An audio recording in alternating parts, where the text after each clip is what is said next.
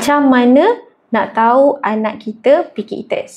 Yang pertama, tengok usia. Biasanya anak picky eaters akan bermula usia sekitar 18 bulan sampailah usia ke 3 tahun. Okey, boleh jadi lebih panjang lagi. Okey, jadinya itu adalah kita kira sebagai picky eaters. Tapi kalau 6 bulan, 7 bulan, belum picky eaters lagi. Mereka baru mula nak makan, baru nak belajar makan. So, kita tak consider sebagai picky eaters. Yang kedua, kita kena tahu bahawa picky eaters ni adalah spektrum. Ada orang picky eaters dia mild, ada anak picky eaters dia moderate, ada anak yang severe. Picky eaters mild ni masih boleh dibujuk. Dia orang ada 30 jenis makanan yang boleh dimakan. Okay, kadang-kadang makan, kadang-kadang tak. Okay, mereka ni lebih kepada developmental. Moderate pula, mereka punya bilangan seafood kurang daripada mild, which is about 20 to 30 food only. Okay, mereka sangat sensitif dengan makanan. Okay, tak boleh makanan ni bersentuh-sentuh.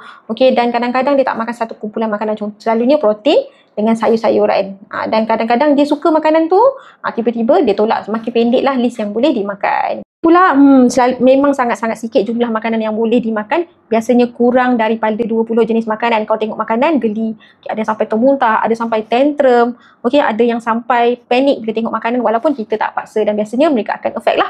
Berat badan, akan makin merosot. Okay, nampak anak letih, tak larat. Ini biasanya dalam kategori yang ekstrim. So yang ekstrim ni pastikan anda bawa ke hospital untuk dapatkan diagnosis dan intervention daripada doktor. Anak anda yang mana? Mild ke, moderate ke, severe? Okay, insyaAllah pada 15 November ni saya akan anjurkan Picky Eater Profile Workshop secara online pukul 9 malam. So kalau anda berminat untuk join, rakaman disediakan, boleh komen Picky dan jangan biarkan anak kita Picky Eater diselubungi misteri.